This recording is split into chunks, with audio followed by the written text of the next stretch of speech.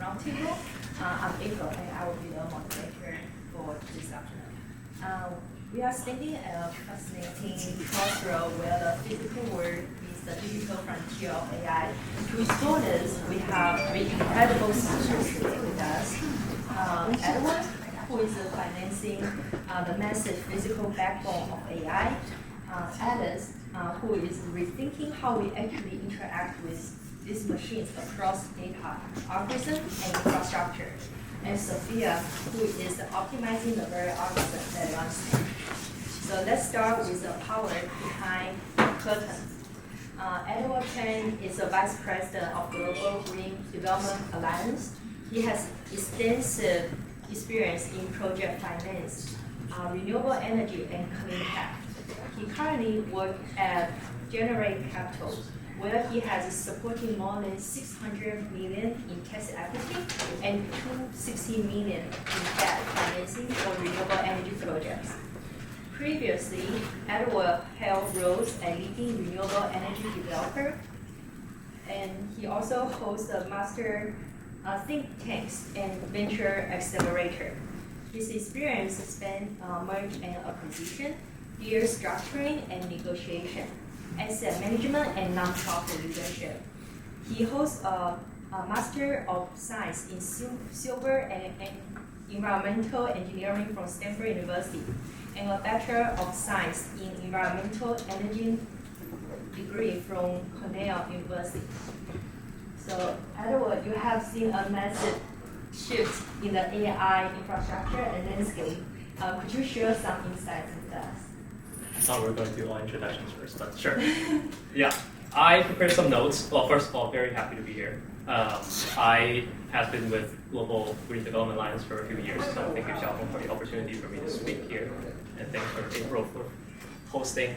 I think, well, today I'm not talking from a perspective of an AI technology expert, because I'm not a technical person. I didn't do algorithms, I didn't do any engineering. Well, I study engineering, but I didn't really do engineering in my job. So what I'm going to talk about is mostly from infrastructure development and project finance perspective, which I think is a little bit undervalued given the current environment of focusing on AI models, but what about the backbone behind that model, right?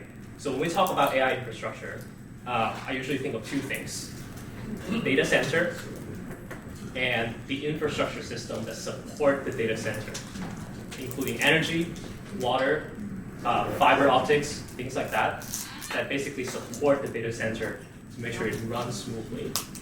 Now, the traditional model of developing these infrastructure assets is basically, if you're a hyperscaler, like Meta or Google or Amazon like AWS, they develop their own data centers, or you have a third-party developer and will lease or rent the data center space or computing capability from that data center or that third-party developer. So it's basically either I own it or you own it, and then I lease it from you. And in terms of power, the traditional model is I will buy power from the utility or sign a PPA with a producer, right? So that is a traditional model of how infrastructure has been developed in the past.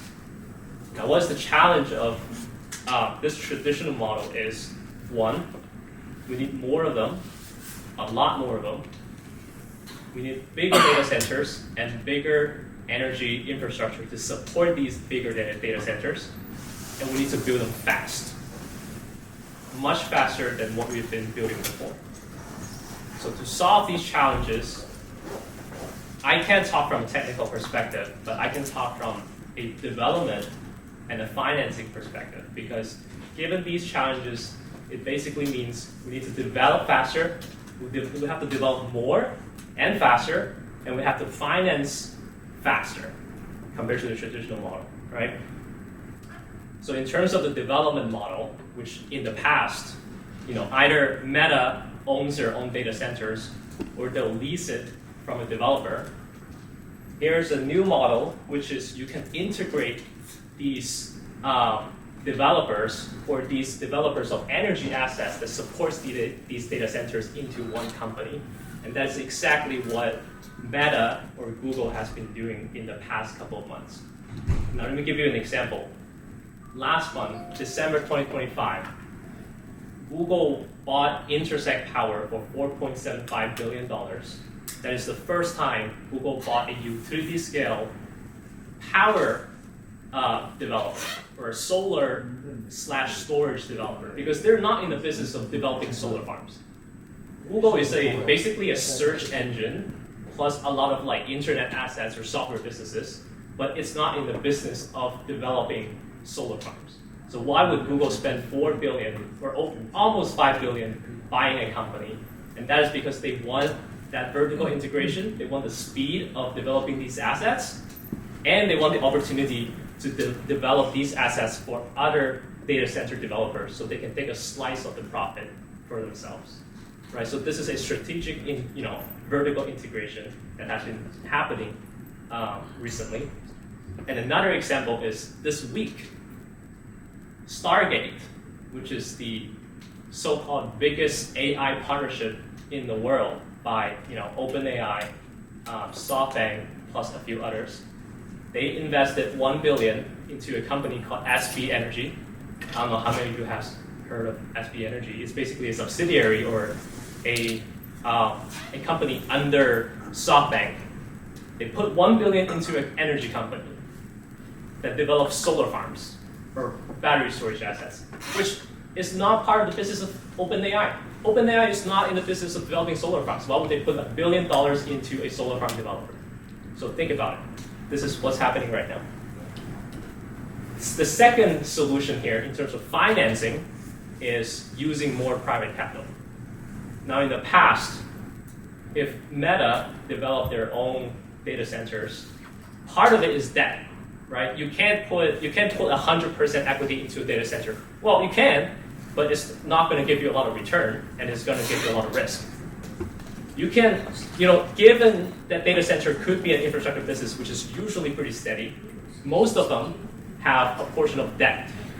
But if Meta uses debt on its balance sheet to develop these assets, it's going to give the company more risk because the leverage that Meta has to take on is going to increase.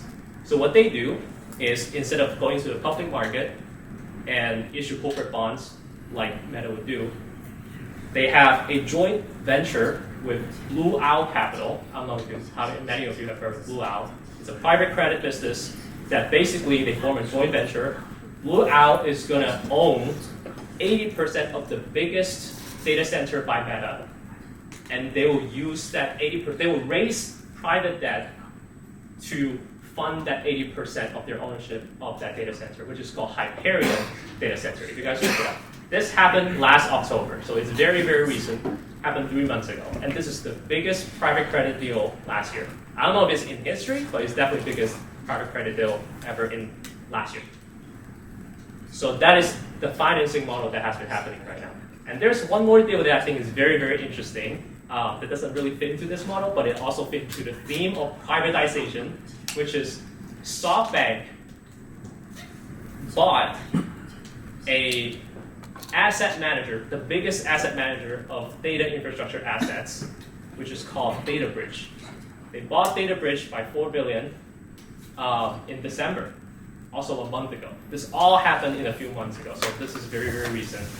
Now, you might wonder why would they do that, right? So, because SoftBank, usually they invest in the technology, which is very, they have a lot of growth margin. They're expecting a lot of growth from their investments. But they are willing to spend $4 billion to invest in an infrastructure fund manager, which is usually very, very low return margins. So I'll just stop there and then let you guys think about this for a little bit, but just giving you some news about what's happening there in the market.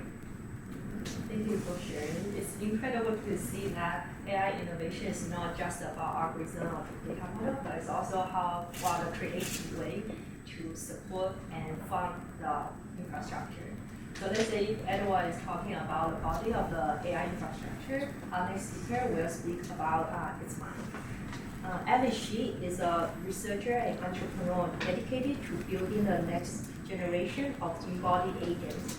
Based in Bay Area, she leveraged a unique interdisciplinary background that bridged the humanity, computational theory, and biological systems.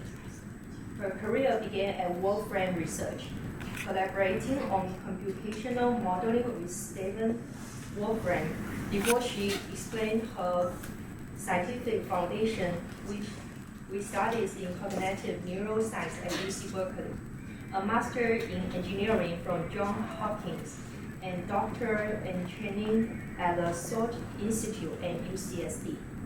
Her research has appeared in top-tier publications such as Science and Nature, spanning both academic and industrial settings. Her work targets the reliability of human-machine collaborative systems. She aims to bridge the algorithm innovation, specifically planning under uncertainty and hybrid discrete continuous decision-making with a system-level implementation of the interactive generative agents. A key focus of her work is safety in development critical environments. Her goal is to utilize the distributionally robust reinforcement learning to ensure agents can reason, evolve, and operate securely alongside humans. Alice complements this scientific pursuit with strong entrepreneurial execution, has won multiple awards in North American startup competition. So Alice would like to share with some of the audience about her experience. Thank you for inviting me, and also thank you for all the professors who presented before me. All your work has laid the foundations for us to continue to build on top of it, to think about how we can truly build safe human-machine interaction systems. So it sounds like I'm jumping from like the Wolfram's computational theory to like the cognitive neuroscience at Salk Institute. This doesn't seem relevant to certain people, but this is exactly the intersection that allows us to build what we call internally as the atlas of symbiotic intelligence.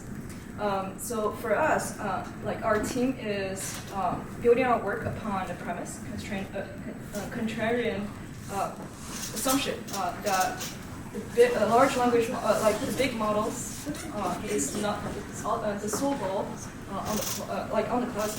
It's not the only goal that we need to pursue, but rather we need to think about how we can ultimately innovate the interface to create a carbon-silicon harmony at the edge. And we have a very talented team who are specialized in different technical domains to bring this into a reality. And why do we think this matters? So first of all, like we think that it is important to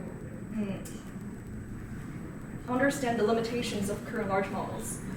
First of all, it lacks the physical groundings to understand on a deeper level the causal relationships, the physical interactions that are happening in the real world. And on the second level, I think it is lacking a more sophisticated understanding of the temporal domain that the human biological systems possess, that is able to have the multi-layered core processing of motor commands in a very sophisticated multi-timescale manner, which the current AI models lacks, in my opinion. And on the third level, even though the large language models are able to promote the so-called AGI concept, I think it's slightly different from what we envision a true AGI should look like. So in our opinions, we think that AGI should be personalized. It should understand an individual on a personal level and be able to cater to his ability and slowly bring that person's ability to a higher level by building a deep coupling between human and machine. And how we can achieve that. So what we're trying to do is to build a personalized neural database. So it's a personal data compound that the more a person interacts with the system that we're building, the more it will be able to understand its intention, its timing, its motor signatures, et cetera, that it will be iteratively interacting with the system, that co-evolving with the system, that the system will be more and more intelligent to be able to like not only adapt to the human, but also learn from accumulate knowledge from the environment in a very intelligent way. That I think the current deployment system that just wrapping around having a wrapper around a stateless model is not able to achieve. And we're trying to break that boundaries by giving our model the ability to accumulate knowledge in the interactive physical world. And that's the goal that we're trying to achieve by building such infrastructure to allow more models to co-evolve with humans and gain knowledge and abilities over time as it repeatedly interact with humans. And that's a quick overview of what we're doing, and still have a lot to learn from all the speakers here today. Thank you for sharing the true vision, the vision of what is able with the true API, and also how the interaction between machine and human. So that brings us to our final speaker, Sophia, who is working on the optimization problems using the AI. Sophia Jiang is the president of the Young Professionals Division at the Global Green Development Alliance, where she focused on environmental engineering, new energy project financing, and renewable energy innovation. She is currently a research assistant at Stanford on the Optimus project, specializing in development of LLM-based optimization frameworks. In parallel, she works with Marlin Equity Partners, conducting research on AI infra and fintech investment strategies. Previously, Sophia studied in an intern with leading new energy developer and industry think tanks. She is currently pursuing a bachelor degree in computer science at Stanford University. Sophia, you'd like to share the experience with us? Yeah, of course. Thank you. So thank you. I'll try to keep it short. I'm Sophia, and I'm currently studying Stanford computer science. And I will basically talk about two aspects. First is my experience working inside the LLM with optimizations, and second is my experience as a student nowadays in such a big AI environment, and how things will change in undergraduate and college and stuff like that. Okay, so first, what we try to do is let me just explain the model briefly. What we're trying to do is we want to make people have more access into the optimization problems using the large language models. We want to give people without the technical knowledge more access towards a problem. For example, if you're a businessman, you want to solve optimization problems. We don't want to we don't need you to hire someone who is a professional. We want to give you the model, give it a prompt, and then the model will somehow produce this latex form of mathematical models, and then code them into a system, and give you the product. And that's what we're trying to do. And however, during the process, I think now there's a major barrier between the users and the AI. We all know AI is something really powerful, but sometimes the problem is how we're using it and how can we use it efficiently. A large barrier during our research was we trying to find, because our users are people who are not professionals inside the optimization area. So what we're trying to do is sometimes they don't have the background. So the prompt they're giving into the model sometimes can be insufficient, can be arbitrary. For example, we naturally think, for example, if we're buying this product, the product's price is obviously above zero, but sometimes the large language model would not know it. And they have they don't have a default saying things we know as a person. So what we're trying to do is to optimize the feedback process for the users and the large language models. For example, how can we better when we're tuning the model and when the users are actually using the model, how can they give the best feedback towards the product or towards the result the model is giving. And of course, as also Edward and other professors mentioned, now there's a huge competition inside the hardware and the infrastructure and the GPU side. So that is also something we're trying to do on top of the software. We also want to try to integrate more into the system itself, and also towards more of the GPU and the computing side. And I think moving on towards my personal experience as a student at Stanford, as we all know now, AI has been boosted in recent years, and obviously Stanford from the educational side, they're trying to. We all have like a new honor code system, and we have pages of like rules and stuff, regulations in our system while we're taking classes about using AI, and stuff like that. And I think what we're trying to do on the administration and on the college side, we're trying to like not we technically, but I think Stanford is trying to publish more like a better rule that regulates the AI within the education. Because obviously, meeting like abandoning like AI and like completely like putting away this thing for the education is not practical. So I think what the university is trying to do now is try to integrate a new systems that evaluates the AI usage within the students' education to be more like reasonable and accessible. Like how can we integrate AI within student education and actually like encouraging students to actually actively learn and use AI as a tool rather than just like something that completely like gives away your education and stuff like that. Yeah, and that's basically what. Thank you for sharing. Thank you. Thank you for sharing how your opinion about how AI reshape the education as well. So we have some questions that gathered before this roundtable.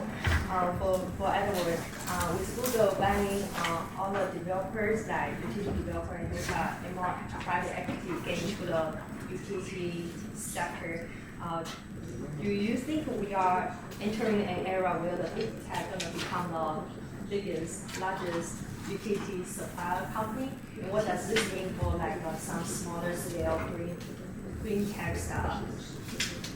That's a good question. I think now the question is whether we think big tech is going to become the future of utility. I think it seems like they want to do that because they are buying energy generation assets, and they're buying the assets or the utility assets, quote unquote utility assets that give us the data storage and computing capability, which are the data centers. Now, if they really want to become the utility, which in its definition is usually, in terms of energy, is usually the grid. Do they want to do that? Do they really want to buy the grid? That's not like an easy business to get into, and it's a regulated business. So I think big techs usually they don't want to mess with the regulators.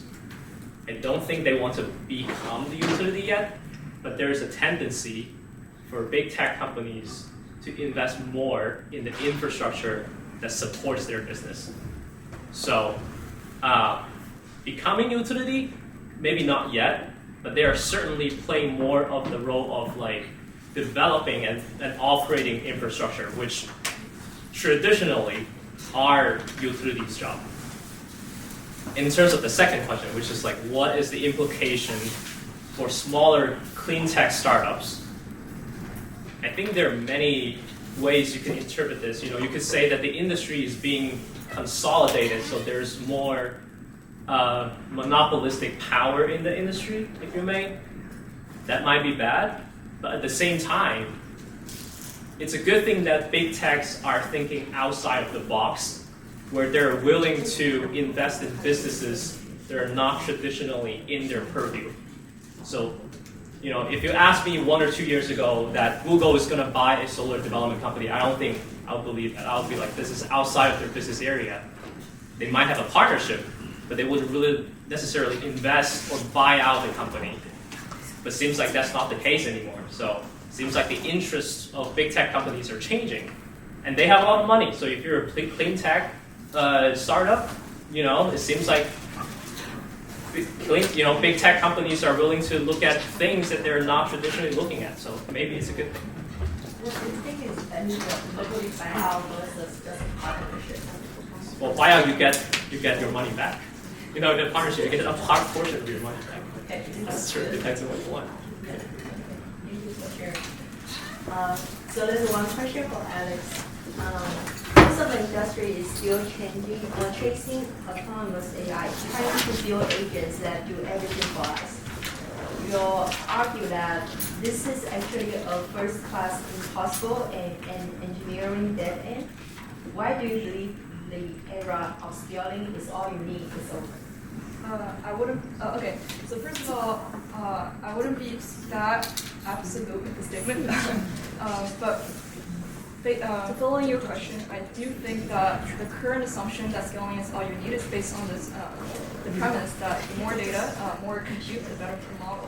But we, and in fact, we do witness the achievement of current large language models such as Ogre and Gemini, where it's gaining its capabilities by training on, by following this kind of philosophy. Even for companies such as Gemini, like for physical intelligent models like Gen 0, is also showing an effect of scaling law in both textual and physical worlds. But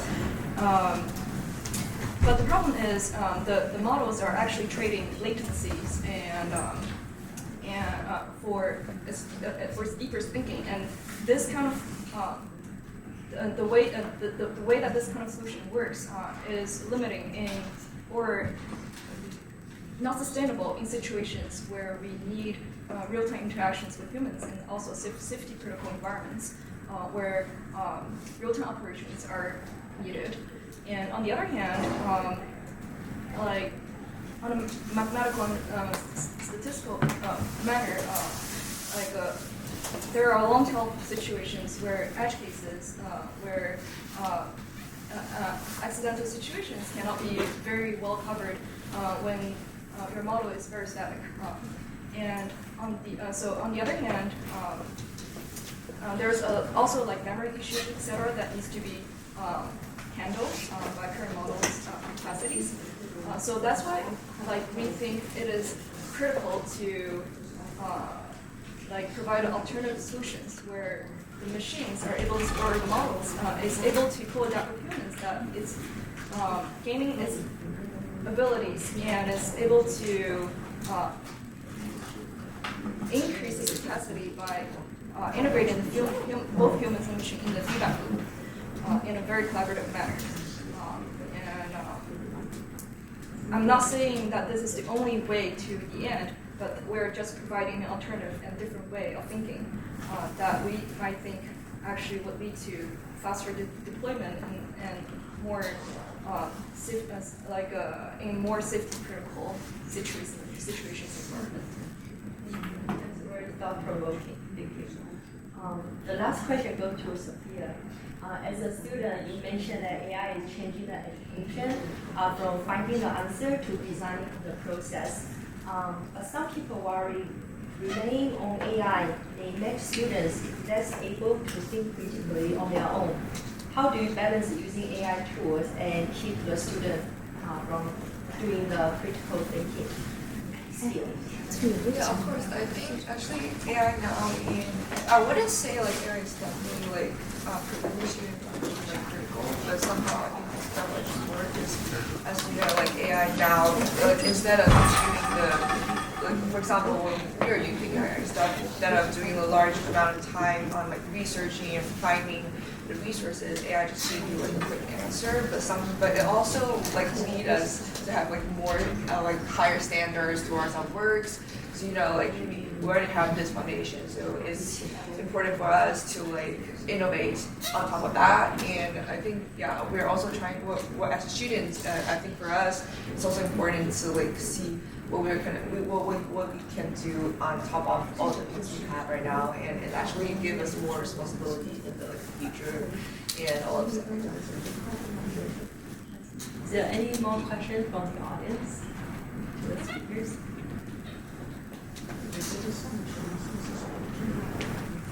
Okay, sounds good. I think So the takeaway for this roundtable is that for building the AI innovation, we are just building a faster machine and data model. They are also on the backbone on the AI infra, and then talking about the machine and humanity interface on the line, and also how we optimize this and how this will shape the education. Thank you. Maybe address 3 points here, because you mentioned about laws, and then in VC industry, we also have a law, which is a power law, right? So that power is not your energy power, but meaning that when we talk about bubble, and a lot of people ask, is this a bubble now? And then I think it's actually definitely a bubble, because in Silicon Valley, every 18 months, there's supposed to be a bubble. Bubble is good. Bubble attracts all these talents from Stanford, Berkeley, UCSD to come out and start a company. So bubble is create demand for supply for VC funds, which is good. But underneath the bubble, we feel like there is this inflection point, meaning the certainty is so big, so it's actually huge opportunity here. And that's why it was actually an inflection point disguised as a bubble. So that's the power law here. And we wanted to be the first money. We were the first money into the recent IPO, Chime Financial, which is $25 million company. And then we were their first money, and very patient money. We invested in Chime when it was an $8 million valuation in 2013. So magic happened. So when magic happens, it will happen again. That's why you will see all this money from all over the world coming to Silicon Valley. And number two, I wanted to mention is that we actually see a huge change here. There's a lot of pain. So a lot of the young kids, I actually did my postdoc just at the AACR building, like next door. And then, so we kind of like extend our time to actually start something, right? Because we need this years of training. That was 15 years ago when I was a postdoc at Stanford. But now, I've seen a lot of my partners, their kids were at Stanford, Harvard, or Yale, Princeton. They work for their kids. So they want their kids to start a company. Don't work for anybody. Start your company. I'll work for you. And then Hui Ken's daughter, right, is a Stanford undergrad. And she's about to graduate at Stanford, but she decided to quit and join 2 PhD students. She already raised $50 million.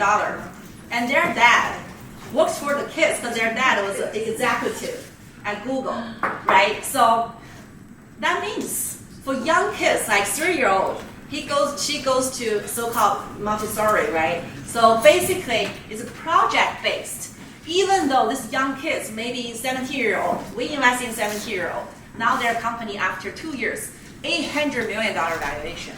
800, almost a unicorn after 2 runs. It's amazing. But they're 17-year-old. Is this their first project? No, because kids like them, they go to UHM, they go to Montessori school, and then the school is more like they utilize this project-based. Almost only happening in the US right now.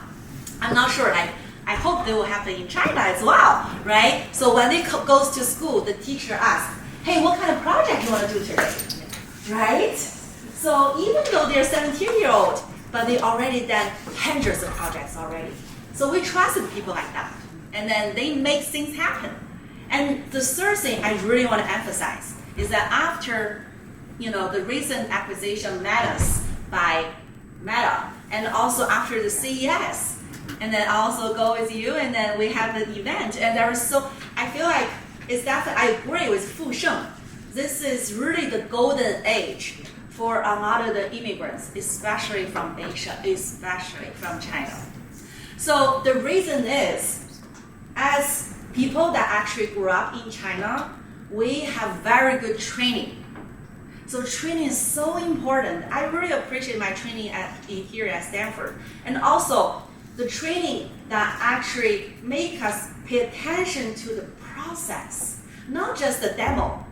So like a lot of the hardware that we actually seen at CES, take Ring, which was acquired by Amazon, from the other failed smart doorbell, because Ring, they have a really big, actually labor-intensive crew of customer service. So if you just have this innovation, hardware, software, but you don't pay attention to detail, you don't pay attention to process, you're not going to make a real agents.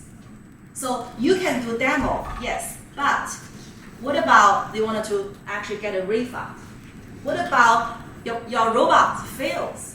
So we really have to take the process also as a product. So that means we need a lot of labor intensive, a lot of what is called so-called agents to work.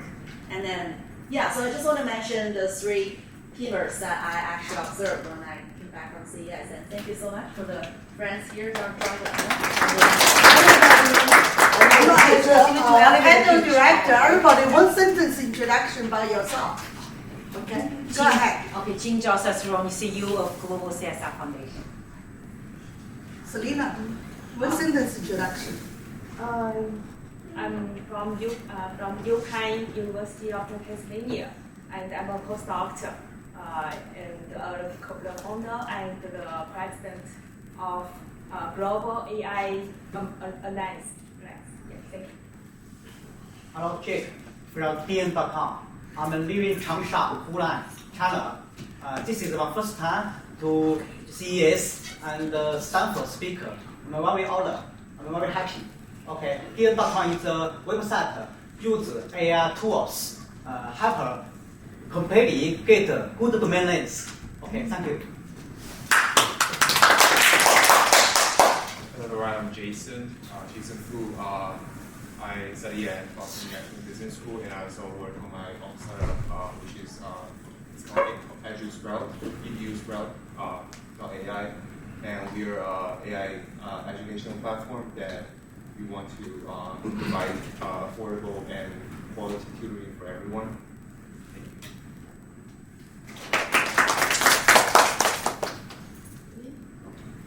Francis Sun. I'm the president of Silicon Valley VIP Club. It's an investors club.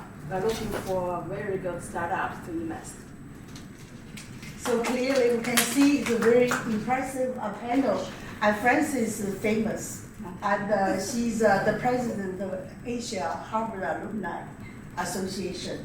So for years and years we've been working together. They're good friends. From Boston to China now. Here, and so she has a VIP club where she connects the most important investors and also teaching and also link the projects to the finance. So I'm so glad Francis can make it. So now I will give everybody maybe 1 minute to introduce your projects. So the money is here. So I'm an advisor in an AI education project. It's developed by University of Illinois Urbana-Champaign, UIUC Business School. Tony is a founder of he's a professor also at the business school at UIUC. This is, he built this company called Arista AI, built the foundation infrastructure, AI infrastructure for university, which means all the university professors can put their PowerPoint, everything into the AI to build that into e-book, e-courses, curriculums, and mentorship, everything. For university professors to AI their entire teaching assignments and everything. It's been used already in UIUC. And after this, very impressive. Yeah. My project is about pet companion robots. It means the robots can interact with the pets. And also it can, and also it can enhance, have the health inspect for the pets. Also, we have the module of the flying module. It can fly from different floors. In US, many families have a house. They have 2 or 3 floors. So where all products have a flying module, it can fly different floors. So this is the most emotions for products. 大家好，我用中文讲啊。OK。给你做翻译。OK， 我是一位资深的创业者，从05年开始创业到现在没有停过。这2年比较频繁的跑硅谷，所以这里很多老朋友。我这个玉米项目呢，其实以前一直是我的爱好，但是一个爱好能够让你坚持20多年，要么就是它有意思，要么呢就是它能够带来一些财富效应。OK， 这2个都具备啊，都具备。，AR 呢，DN.com 呢是1年多前在香港创办的。因为它是一个长沙的团队，香港的公司，但是 domain name 呢已经成立41年了，所以这是一个面向全球市场的一个行业。我下周还是在维加斯，参加一个全球的域名大会，我是唯一的一个中国人。这2年跑成都、海外的会议，这个领域我应该都是中国最活跃的，而且拥有很多域名组合的一个比较特定的人嘛。然后我们这个平台也使用了 AI， 第一个就是很多朋友有域名。每天都很多人问我的域名值多少钱 ？OK， 第一个呢是一个域名行业的淘宝，就是任何人有域名可以来我这里卖 ，OK， 任何人想买域名可以来我这里找 ，OK。但是很多人有房子或者有域名不知道该值多少钱，他想查询，所以我们抓取了过去40多万条域名交易数据，加上我们对这个行业的20多年的理解，我们加了一些算法进去，然后呢利用 DeepSeek 的开源代码做了一个域名估价的系统。所以你们想你们的域名值多少钱，你可以直接输入 dn.com， 然后呢右上角有一个 AI， 点进去就可以你可以问一下你的域名值多少钱 ，OK， 然后呢你可以顺便把域名挂到网上去卖 ，OK。实际上我们是用 AI， 还有就是有很多人关注了我的微信，就看到我每天会发朋友圈，朋友圈呢你带一张图片的话，因为域名是一个虚拟的东西，比如 Robert 到 AI 就是我的 ，OK， 但是呢你冰冷冷的发几个字发到网上，可能别人看到没感觉。因为昨天晚上我看到一个消息，就是马斯克，有人说他可能会把他的所有的项目合并到特斯拉，然后呢，包括他为了 SpaceX 可能不上市了，可能这么就变成一个10万美金的公司了 ，OK。那么呢，马斯克他为了一个很重要的项目是 Robot， 所以我就用我的网站生成了一个马斯克和机器人还有这个域名的合影，这样发到朋友圈特别感觉，我已经发到了 LinkedIn 和 Twitter， 很多人点赞 ，OK。所以这是我们的网站的功能，主要是大家都熟悉的。第一是估价，第二是纹身图 ，OK。那么用最后的话来说一下，就是斯坦福是我们的仰慕的学校。过去呢，我在中国已经我们的定位就是帮助伟大的创业者变成一个伟大的企业家。过去呢，我们已经用 AI 域名帮助了像早几天在香港上市的智谱公司，清华系的，买了一个 Z 点 AI， 他们已经今天做得很棒了，因为他们要做全球推广，也需要很好的域名。第二是原来搜狗的创始人。那个王小圈，他在做新的项目的时候，他们的域名都是我们服务的。未来呢，我希望包括像斯坦福走出了非常多的牛逼的企业家，像埃隆·马斯克，像这一代的那个奥特曼，对吧？这2个人都是特别喜欢用好域名的。像马斯克的 X 到 AI， 像OpenAI 刚收购了一个 Chat.com， 花了1500万美金。OK， 所以呢，斯坦福有非常多的优秀的企业家，过去都用了很多好域名。未来我希望能够从中国走到香港，走到美国来用我们的好域名，能赋能更多的优秀的创业者，变成伟大的企业家。谢谢大家。我们可以谈谈那个 B 点 AI，OK， 咱们可以谈一下。B 点 AI 有点像百度，有点像 ByteDance。BIBS。BIBS，OK。好 ，Jason 是我们 BIBS 最年轻的那个讲师，也是同时是一个创业者啊。看大家讲一讲这个教育创新。随便。随便。我做的平台的话，主要就是 focus on 我们分享，就是我们主要专注在我们叫标准化考试，比如说 SAT、ACT 这些。我们一开始的这个起始阶段的话，因为我们是住在纽约，所以我们是开始做叫纽约叫 Specialized High School Test， 叫 SAT。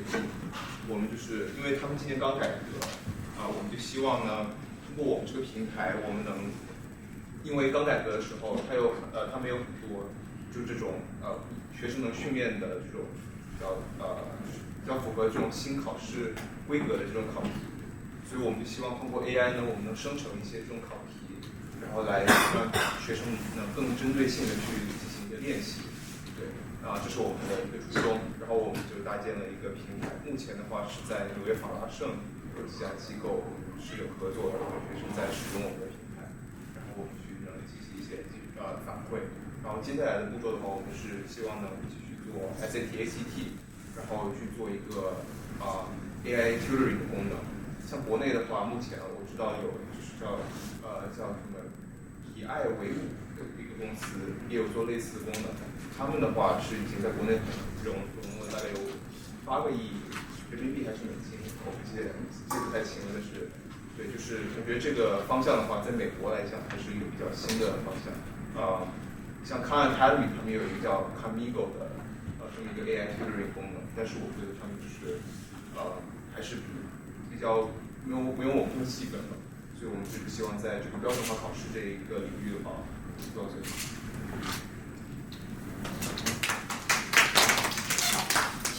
Francis Sa, the most famous person. 我讲的，我觉得在听年轻人讲，我讲点感受。我从 CES 回来，感觉到硅谷是全世界最让人 exciting 的地方，而且这里的年轻人机会太好了。我昨天晚上主持在我们 club 主持的一个 panel， 旁边那个叫于家辉，好像不到30岁，就是说财富离年轻人特别近啊。我们现在投的，我们 VIP club 就是投资人。很多人都投出6、7个独角兽，包括阿米诺也在硅谷做的非常好，所以这么多的你们的长辈在拿着钱，就把你们砸出来，砸出下一个独角兽啊！我觉得真的是硅谷就是非常好的地方。这个希望全世界最聪明的年轻人。孩子不够用了是吧？我也要这样很多啊，这样传递也很少。这样那个今天很好啊，我们有个开个，因为时间有关，我们要留一些时间，让所有在座的人呢能够一起分享。然后今天呢，因为我们的教室到5点结束，我们在群里已经发了一个 after party， 是大家可以去喝咖啡的地方。而且素呢，下面还有一个会议要去，所以我们把这个宝贵的时间留给素，给大家讲几句。好吗？我们就我用中文了啊，对，用中文说几句，来这里再讲几句好吗？客气。对，我就是重复一下我自己。确实，我觉得，首先就是因为跟 Gloria，对我们认识也是通过哈佛的校友，就是觉得说，其实现在就是大家肯定是非常希望说能够上常青藤，然后上 Stanford， 上 Berkeley， 我觉得这个是一点错都没有。但是我是非常同意像那个马斯克最近的一个长采访，然后包括像李飞飞教授说的，就是你到一个学校，其实真正好的学生，因为以前我可以说真正好的学生，但是现在我可以说对于每一个人来讲 ，ready to work，not ready to earn， 对不对？就像那个小扎呀，像 Bill Gates 啊，其实他们去 Harvard 之前，他们已经都学会编程了。其实他们真正在 Harvard， 他们都不是计算机系的，一个是学 pre-law， 因为他妈妈是律师。一个是学这个心理学的，因为他妈妈是一个心理学家，是一个精神病医生，所以他们其实在高中的时候，像比尔盖茨在那个 Lakeside 高中，其实他已经在那个时代，他80几年啊就已经有这个电脑了。所以呢，其实我们今天来到一个名校也好，还是我们进了大厂也好，其实我们在寻找的就是 ready to work。可能说我们更多的现在，特别是像Amino咱们投的那个 Rapid， 对不对？3岁小孩可以对着那个 app 说话。我说我今天要打一个，比如说一个掼蛋游戏，然后他立即就给你生成了，你根本不需要学编程，对不对？所以呢，任何的这样的 idea， 其实呢，你有100个 idea， 你发现特别不值钱。比如说我有一个 idea， 你像我老公天天跟我说，我有一个 idea， 我说 Don't impress your wife with ideas. Ideas 太不值钱了 ，ideas worthless. Software 软件 is worthless. 软件不值钱软件不值钱。什么？你这是为什么？就是说你现在看到说就是说印度人在软件这个行业，我们很少听到他的声音，因为他们软件太强了，软件外包，对不对？但是咱们国人最厉害的就是什么？脏活、累活，就是能把客服也做成一个产品，让你的用户 never down， 对不对？就是这个，我觉得是咱们华人特别擅长的，就是把一件小事儿给它抠的特别的仔细。所以这个是我觉得最关键的，也是在 Amino 就是我们一直特别关注，就是2个点吧，一个就是 data。那这个 data 就是你要想拿到用户的数据，你必须得有一个 kick-ass 特别牛、爱不释手、不愿意放下去的产品，就像抖音这样。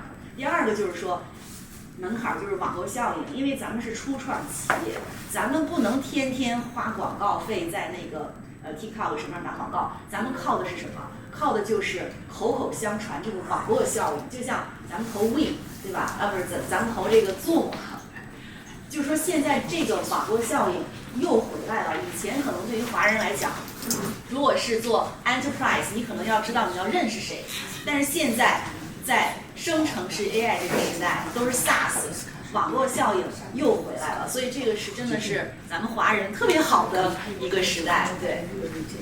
好的，好，没有。